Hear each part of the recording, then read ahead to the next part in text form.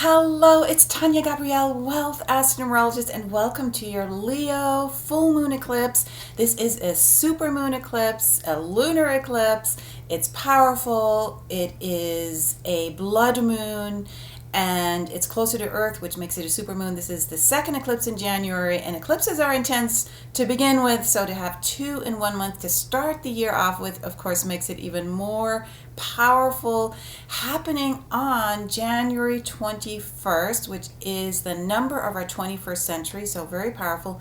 January 21st Universal Time, 5:16 a.m. London, 12:16 a.m. New York Eastern, and January 20th at 9:16 p.m. LA Pacific Time. Now, as I said, the number 21 ties into our 21st century. That's the number of truth according to the ancient Egyptian numerology. And 21 reduces to 3, which is love, joy, self-expression, creativity. It represents the triad, the number 3. So it is all about what you're creating, how you're expressing yourself. And it's happening in Leo, which is the sign of self-expression. Leos like to proclaim themselves. They like to have a stage, be on stage in some capacity, or have a way to express themselves through writing. Have an outlet that lets their light shine, and you're meant to let your light shine. Now, I know an eclipse is covering up, in this case, the moon. It's a lunar eclipse. So covering up the light, but what happens during an eclipse is that whatever you haven't seen that's internal, that's been in the shadow or hidden from you, is going to be unearthed. And that's why eclipses are intense, because something usually happens, and it's not a negative, it's not a positive, it's just something that you need to introduce and invite into your life that hasn't been acknowledged fully, or to the capacity that your soul is desiring it to be made manifest in your life, and it appears in a big way. And in this case, it's going to appear rapidly, and it's going to be very unexpected, because we have a T-square to Uranus, which I'm going to get into in a minute. Very, very powerful, because the sun is in Aquarius, and the moon is in Leo. And that's what makes it a full moon. Now let's look at Leo first, because Leo is about love. Leo is about being loved, and to know that the heart, which is the part of the body that Leo rules in astrology, that the heart is your connection to soul, your connection to spirit, to the divine. And so Leos need to feel like their light is shining to uplift other people and let their light shine. So it's all about love and light. And because Leo is a fire sign, which is also about lighting up the sky and, firing things up, you need to light the fire that's in you. That's what this eclipse is about. And because it's happening at 00 degrees, it's the third consecutive full moon out of 5 full moons at 00 degrees, in this case an eclipse. The third of 5, meaning it's right in the middle of the 5, right? So it is sort of the pivot point, and 00 is the 0 point. It's the pressing the reset button. It is 0 point energy, which means it's brand new energy. We're in a new year, so of course you feel that new influx anyway. So this will make it even more exciting, because you'll really get a sense of what your year is about, what you're going to be introducing into 2019 that's going to change your life. So the T-square, let's look at that. The T-square is the sun and moon opposite each other, sun in Aquarius, moon in Leo, and then Uranus forming a 90-degree angle to both, and that creates what's called a T-square. And T-square is the most activating of all sacred geometric shapes in astrology. Basically, it means you need to get up and act, do something. You cannot sit down on whatever the issue is that's coming up for you. So with Uranus rules Aquarius, and the sun is in Aquarius. So the Aquarian theme is huge, and the Aquarian theme is about freedom, connecting to your soul group. It rules the 11th house of friendships and groups you belong to, and also looking forward, being galactic in your outlook, being revolutionary, embracing what you wouldn't have embraced before now. A new way of being, an enlightened way to see the world, a tangential approach to something. So using your inner genius. Uranus is what I call the Nikola Tesla planet. So whatever excites you and excites your creativity, you need to go out. And Leo, the other side of Aquarius, is of course, the creation of that genius, right? So this planet, Uranus, which is forming this T-square, is at the very end of Aries. It's at 28 degrees Aries, and 28 is what we call a critical degree. So it makes it even more intense. And it's moving forward again. It started moving forward again, direct, in early January, and we will be moving into Taurus for several years in early March. So this is the final time in Aries, and Aries is the first sign of the zodiac. So again, we have new beginnings themes all over the place between January, between the 0 point, and Aries being the first sign. So, and also the T-square, which is all about action, which is what we feel at the beginning of the year. We have all these, what we usually call resolutions, that we like to put into action. So this will really move you forward in that regard.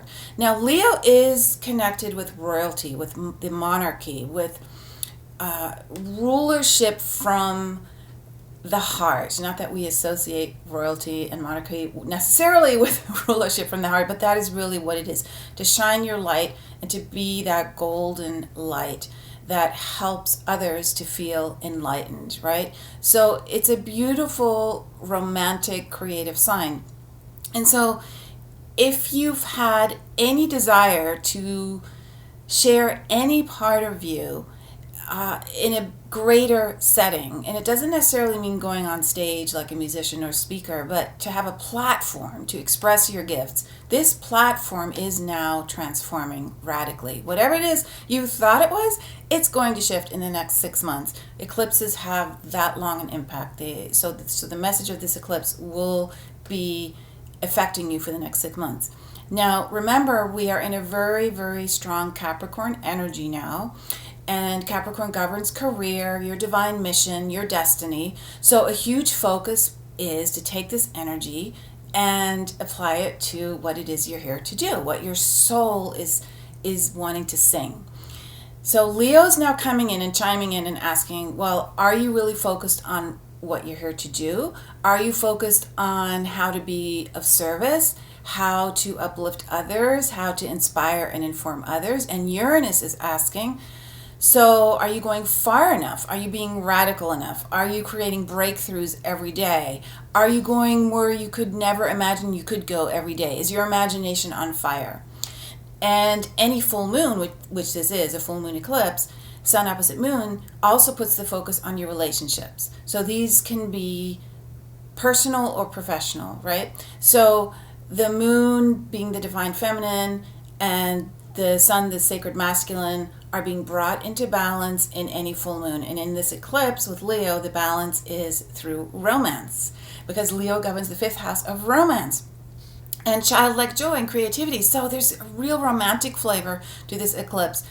And that's also due to another transit, which I'm going to go to in a moment, that makes it one of the most romantic eclipses in a long, long time. So there could be a radical change on that level. There could be a radical, unexpected event in any part of your life, but it will have a flavor of you wanting to romance the world or romance your career or whatever that feeling of romance is. When you bring romance into any part of your life, it doesn't necessarily have to be a romantic relationship. You can actually activate that inner creator that is just excited to share and connect in a fun way. Romance is fun. It's exciting. It's on the spur of the moment. It's your heart is a flutter. That's sort of what we're looking for here. So Uranus is about yearning, liberation, independence. So if you feel like you're in a situation where you're not free, where you don't feel independent, whether it's through your thoughts, your emotions, your physical reality, where you don't feel liberated, Uranus will come in and show you that. So a good thing to always do if you know your chart in astrology is to find Leo and Aquarius in your chart and see where this eclipse is happening. Now, let's look at the aspects during this eclipse, because there are quite a few and they're very powerful. So the moon creates a trine to Chiron and the sun is sextile Chiron. This is creating a beautiful triangle, very harmonious triangle. Chiron is still in Pisces, and this brings tremendous healing. So your mind will not only be focused on love and light, but the love and light will bring healing. So beautiful harmony to old wounds And your health will also be really, can be radically shifted at this time.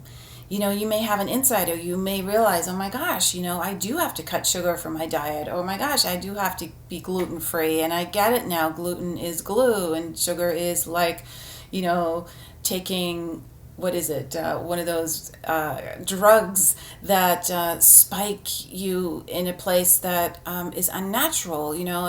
There are a lot of addictions that can be broken at this time, not just through health. So the second aspect we need to look at is the Mars is square to Saturn, and this is an exact aspect. So Saturn is in Capricorn, which is its own home sign, making this even more powerful. And it may bring up some latent anger issues in you, some frustrations about events or frustrations about people that are calling you to really pay attention and work through them. Remember, Chiron is trine and sextile this eclipse, so Chiron is helping you heal. And Saturn will say, okay, it's time. Saturn is the timekeeper. And so you want to really take up, the energy now to bring things into harmony, to look at whatever has made you angry in the past, and well, where's that anger coming from, and why am I projecting it onto this relationship or this situation? Every time you don't have a resolved anger or frustration issue, you are literally projecting it onto other people, right? So now, to help you clear that and make it a lot easier for you to clear that is a beautiful transit. This is the big romance one. It's Venus conjunct Jupiter in Sagittarius, which is the sign Jupiter governs. Now, Jupiter entered Sagittarius in November, will be there a year until November this year. And Venus and Jupiter are the two benefic planets in astrology. So when they come together in the conjunction, meaning they're joined together, which is the most potent way that planets can merge, is through the conjunction, same place. And it's happening in Sagittarius, which is where Jupiter, that's Jupiter's home. I mean, it couldn't be better. So we've got this at 15 degrees. 15 degrees is the number of love. Venus, Jupiter, this is love, love, love, romance, optimism, huge generosity, gratitude, lots of fortune, abundance, happiness, expansion. It's wonderful for financial flow. I mean, this is just gorgeous. And the 15 degrees makes it even more potent because 15 is the spiritual alchemy number, the number of magic, the number of uplifting others through joy. So we've got this tremendous infusion of joy in this eclipse that I'm so excited about. I mean, it couldn't happen at a better time with one of the most powerful eclipses. Remember, Leo is a fire sign. Well, Sagittarius is also a fire sign. So this is a very important moment here of firing up these core human yearnings we have for love and happiness. And this is what this eclipse is bringing us, is where is your joy and where are you feeling love? Like, do you feel loved? Do you understand you're loved no matter what? That you're surrounded by beings who love you, right? Whether they are actually physically present in this lifetime or not, you are loved. Always remembering that love surrounds you, the divine love, all sorts of love. And also remember that you are abundant. You are an abundant being. There's enough abundance in the world for everyone to feel abundant. So for you to accept that and to claim it and to see that it's possible and not to say no or have excuses about those two core issues of happiness and love and the abundance that's generated as a result. Now, one final amazing thing, that Venus and Jupiter conjunction is trine to Mars. So, I mean, it makes it even better. So, this is even more romantic and sensual and passionate because Mars is the sacred masculine, Venus is the divine feminine, and then Jupiter is joy and expansion. So, hey, what can you ask for but more fortunate events, more love? This is great for anything to do with music and art and beauty, taking a fun trip, planning a getaway. If you're in a relationship, this will only deepen it, stimulate it, make it even more romantic, expand the depth, bring tons of positive vibes. And if you're not in a romantic relationship, you may very likely fall in love around this time or in the next 6 months. Remember the 6-month window here. So you just want to be open to these miracles right now because, this is like an amazing eclipse. Leo governs the fifth house of romance. We've got Venus and Jupiter together in Sagittarius, trine to Mars. And, the Saturn Mars square is really here to help you release whatever you need to release in order to accept the bounty that is, right? We've got to make room for it. So if there's anything latent that we're hanging on to, which there always is, we always have to keep pruning the tree, right? It's impossible. Nature always gets rid of the dead leaves, and we got to do that to our life. So this aspect between Saturn and Mars is there to help you to relinquish those things so that you can move forward and see and accept and claim the gifts of this eclipse. So one way to know what to look out for, both the positive and the shadow side of who you are, so it really helps you to see those blind spots, but also the wonderful gifts you have to move forward and what you're here to do. I want you to go and watch this 90-minute free masterclass because it's all about your divine code at birth. Just click on this link. This is a masterclass about your soul code and how to read your name as well. Your birth name is an incredible tool as well. It describes your destiny, your career. So it gives you an idea of the career environment that you're here to fulfill. And with the whole big Capricorn influence now, it's a very important time for everyone to discover what that is, right? What your destiny is and how your divine mission looks, how it feels. So click on this link, go take that 90-minute masterclass, enjoy that, and I can't wait to see you next month when we have the new moon in Aquarius. Bye-bye for now.